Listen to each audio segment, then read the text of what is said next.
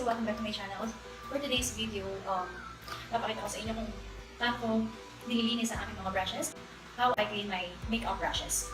So for today's video, sorry guys, dahil naka-treatment ako ngayon dahil sobrang dry na ng hair ko. Ginagamit ko palang treatment sa hair ko guys is this one.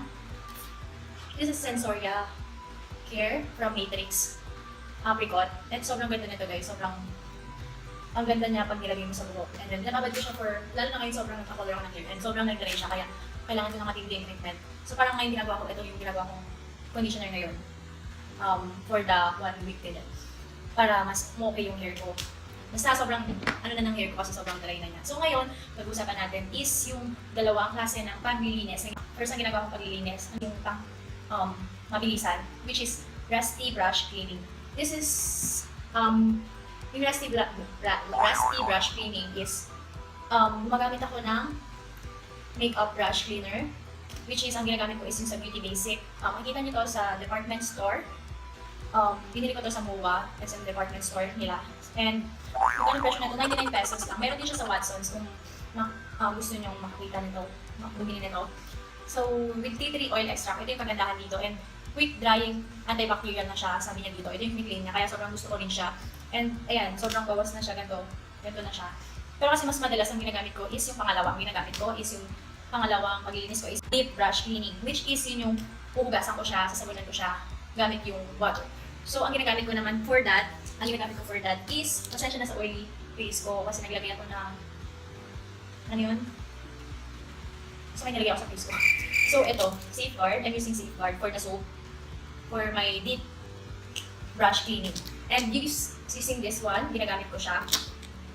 Ginagamit ko rin to for my makeup brush cleaner. Sa number 1 ko. And sobrang ganda nito. Ilalagay lang dito sa tongue mo. Tapos yan na. Pwede mo nang linisin dito using this one. And ayun. Ngayon, ipapakita ko sa inyo paano ko lilinisin yung brushes ko. Yung two technique. Kakatiin ko na lang sa dalawang set. Ito yung dalawang brushes ko. Sobrang dumi na nila guys. And ayan. So, itong unang brush, ito yung gagamitin natin for the number 1 technique na ginagawa ko using the makeup brush cleaner. Next, pangalawa to is yung sa deep brush cleaning. So, tara, let's go. Pakita ko na sa inyo. Sorry guys, sa background ko ngayon, nandito ako sa dining area namin. Dito ako sa Kalibo, which is part na. So, let's go sa sink. Joke lang, dito lang pala tayo sa kasi papakita ko nga sa inyo, please yun first using this one. So, kailangan mo lang is tissue, this one, the makeup brush cleaner, and pwede rin ito, either sa dalawang to. So, let's start. So, kuha tayo nito, tissue, ayan, tiklop natin. Tapos, iganto natin. Bali dalawa ito, ganito na natin, para hindi sayang. Tiklop mo sa ganyan. Tapos, tiklop mo, yan. Sobrang itim nito guys, yan, pakita ko sa inyo. Ito kasi ginagamit ko for black eyeshadow, so yan. So, gagawin mo lang is, patakan lang natin siya ng mga, depende kasi kung gano'n kadumi. So, patakan natin siya, spray natin siya, 1, 2, dalawa. So, dalawa, dun sa mismong brushes. Tapos, iganto mo siya. Ito yung una kong ginagawa, pwede ito. So, para maano mo yung dumi, malinis mo, gantuin mo lang siya. Yan. So, gantuin nyo lang siya para malinis siya.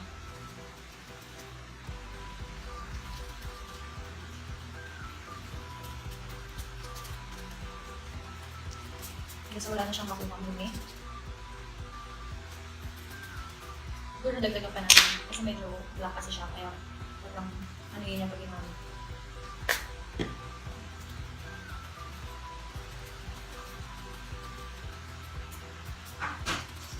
So ito siya guys, yung dumi na sa brush.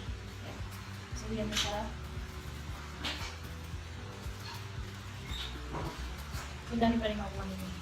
So medyo lumilinis na siya compare sa kanina. And sobrang bango niya guys, hindi ka mahihirap kapag ginamit ito sa kliyente mo. Kasi minsan, nag-makeup gig din ako. So, ayan, pang mabilisan. Gusto mo pang mabilisan pag sunod-sunod yung racket mo sa makeup. Pwede ito. Ito yung number 1 gamitin mo. Kasi, yung isa is, number 2 technique ko is, di ba, papatuyuin pa yun. So, matagal-tagal yung paghihintay mo. So, ito mas okay. Tuloy na kasi siya. Alam yung nilinis mo lang siya. Tingnan mo, ayan, luminis na siya guys. Ayan na siya. Nakikita niya naman, diba? So, ayan. So, lagay natin siya dito. So, tissue. Next, yung to, tapon na natin ito next naman. So medyo marami-rami kang magagamit ng tissue dito. Pero okay lang naman. Kasi kada brush is isa. Siguro yung ipapakita ko na lang sa inyo, yung maliliit na lang. Yun na lang yung ipapakita ko sa inyo na lilinisin ko. Mga ano. Tapos yung sa kabila, yun yung malalaki. So yan. Lagyan ulit natin. Ito siya, yung itsura niya. Pinagamit ko ito pang transition. Tatlo para sure.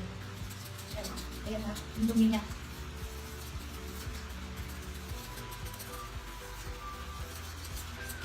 So, kailangan mo lang magganto-ganto.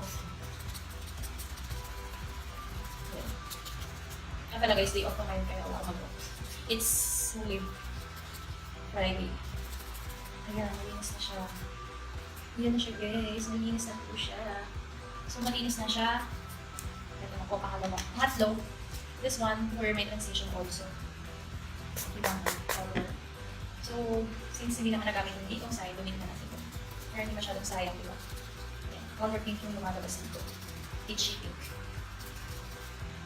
Sobrang ganda na itong bang-bang. As in, parang bago ano talaga, bago yung mga brushes na ito. Sobrang bang-bang. So, pag di ka kontento sa paglilinis, pwede mong dagdagan na lang spray. Sprayan mo na lang. Ano ba yung nilagay ko sa face? So, ganun mo na guys. Yan siya.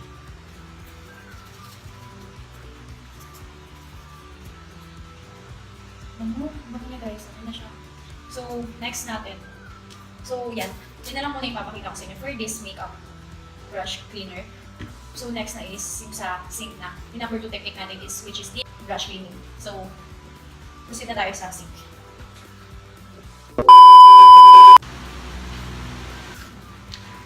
Hi guys! So, andito na po yung mga brushes ko. Ito yung mga brushes ko. Yan. So, I'm using this one. And then, ito. Shucks, bukas na siya. Ito yung safeguard. So, let's start. Yung malalaking brush. Yan, like this. Sorry guys, sa tubig na to. Tubig namin. So, yan. Sabihin ko nga. Banlawan muna natin siya. Tapos, ito yung sabon. Gagawin ko. Yung sabon gagawin ko, gagantin ko. Ayan. Parang dito ka na rin naglilinis. Gawa ka lang ng sabon. Tapos, ayan, using this, ito, dito mo siya, igagantin mo siya. Ayan. So, parang dito ka din naglilinis. May nilagyan mo lang ng sabon. Sama mo na rin yung mga handle. So, yan. Uuban na muna natin siya.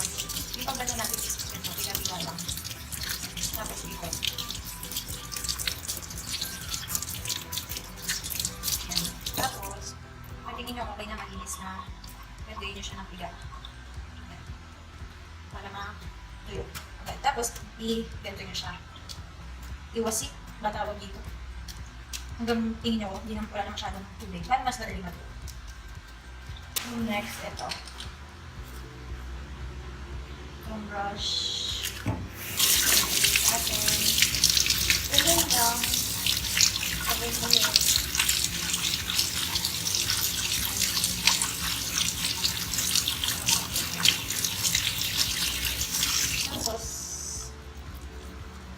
Pag basang-basa na siya, yan. Sabon na lang. Ganito. Tingnan nyo. Parang dito ka na rin magaganto. Mas okay kasi parang mas natatanggal yung dumi. Kasi ito, malambot yung sabon, diba? So, parang dito ka lang kukuha ng sabon. Tapos, ulitin mo na using this one. Yan. Tingnan nyo.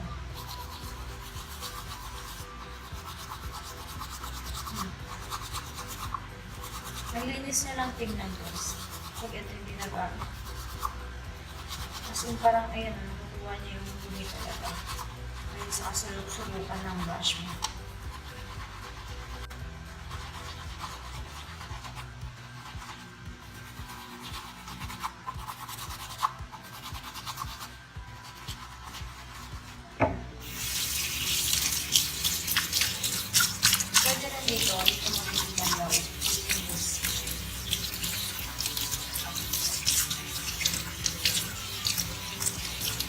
Para mas mabilis mo yung mga tanggal yung sabon.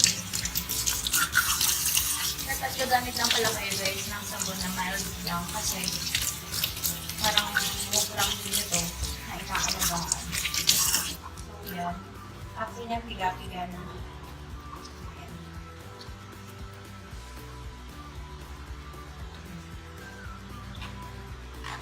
Tapos, iwasik. Anong iwasik? Iwasik nyo na. Ano ang tawag doon? Ayan.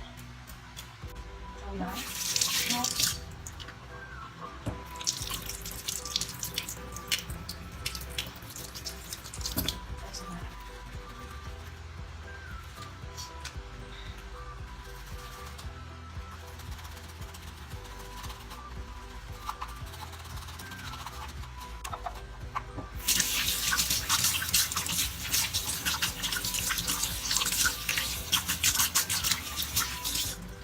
Basta siya guys.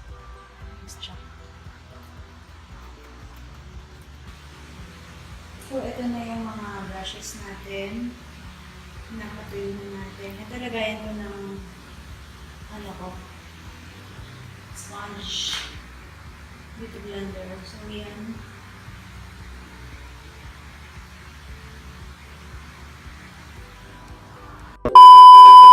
So, yun lang guys for today's video. Sana may mga natutunan kayo. And, yun lang yung ginagawa kong technique para malinisan yung mga aking baby, mga brushes ko. So, if you have any suggestion, just comment down below. And please like, share, and subscribe to my channel if you are new to my channel. And yeah, see you on my next one. Bye!